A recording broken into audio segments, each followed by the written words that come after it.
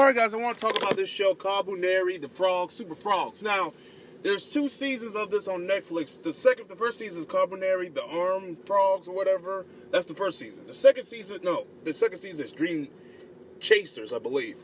We're just gonna do a season 2 because season 1, it pretty much starts.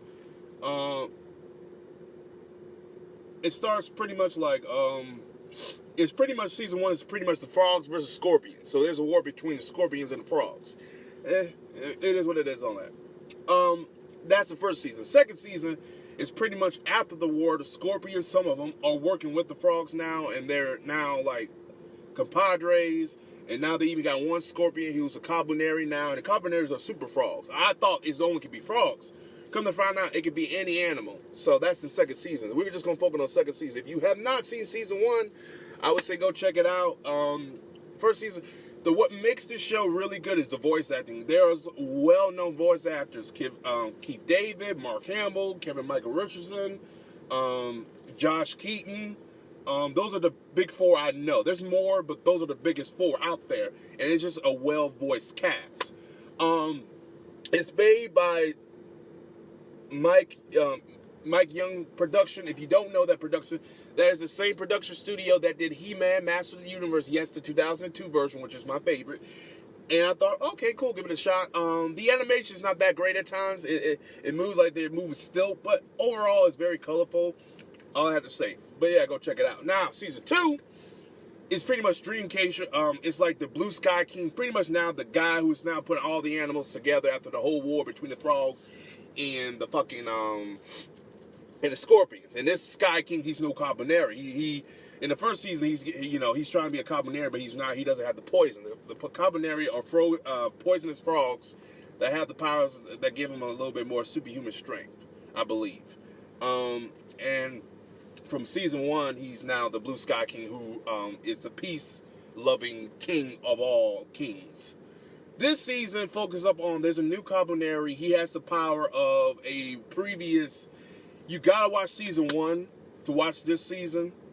It really does help, but it takes place with one of the other characters that was a big part of season 1, and then in season 2, this new Kulipari has the same abilities as the other one, the turtle per se, and Dream Chaser.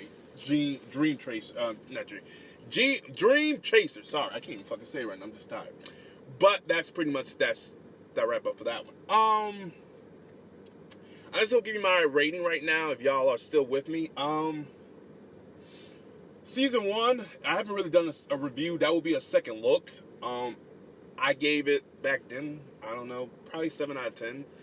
It's watchable, but I mean, again, something watchable. This one, yeah, it's about the same rating. The voice acting does help. The animation, not so much, but the voice acting does help. Yeah, certain characters from season 1 that were villains, you kind of see them work together. It's a very, if you follow it from season 1 to season 2, it's a pretty good story, even though they have a lot going on. Like, okay, so season 1 was pretty much the main story, and that was it. They only had one storyline going, and it was pretty easy to follow. This one, it got 2 storylines, because it got the Kulipari, which there's other Kulipari. The kids, the Kulipari, there's kids Kulipari. They grow up in season 2, so we focus on them, which is like, okay, cool, but then they get to focus on the Blue Sky King trying to rescue the other Kulipari. It's just a lot going on, and you want them to get focused back on the other storyline, because that storyline is pretty more interesting, especially when you get like further in the episodes. That's really deep, especially with the Blue Sky King. I'm like, yeah, fuck those other ones, because they ain't doing shit. I mean, if they actually does something a little bit later, but by that time, you just lose interest, because that storyline was bullshit. But this is pretty good. All I gotta say for this one is 7 out of 10. I did enjoy it, but I didn't enjoy it as much as season 1. The voice acting does help the show. My God, does it ever. If I did not have those voice actors, like I said earlier, this show would probably be a little bit lower. But other than that, it's good. Again, I'm not a big fan of talking animals per se. That's so 90s. If you go back in the 90s, this is the Teenage Mutant Ninja Turtles' fault. The 80s was, the Teenage Mutant Ninja Turtles, the 80s was so goddamn popular, they decided, well, let's make everything similar to that motherfucker. And they did. And it got crazy. We just had talking animals left and fucking right. I mean, my God, does anyone remember goddamn Street Sharks? Street Sharks, Extreme Dinosaurs.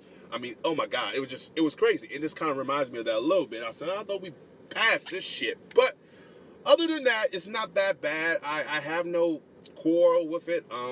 It's not the best show. This won't be my top 10 animated show of all time. It sure as hell won't be my top 10 this year. If I do a top 10. But other than that, I'll say it's 7 out of 10. The other one's probably a little bit higher. I'd say 7.5. Not much, but still higher. This one's about 7 out of 10, a little bit low. Like, it's on the line of 6.9. So, yeah. And I think that's fair. Because, again, the voice acting is really good. Like I said, the dialogue at times, it's about the same. It's nothing that changed. I mean, again, it's the voice actor's delivery. They really do help. Like I said, these are well-seasoned voice actors. They know how to get around bullshit, and they do, and they really do know how to do it. Anyway, guys, as always, if you haven't seen Comedy, I say check out season 1. Then you can check out season 2. That's my opinion. But overall, as always, have a business. We'll take it away. Thank you. Come again. The Teen Titans go. And have a Johnson D.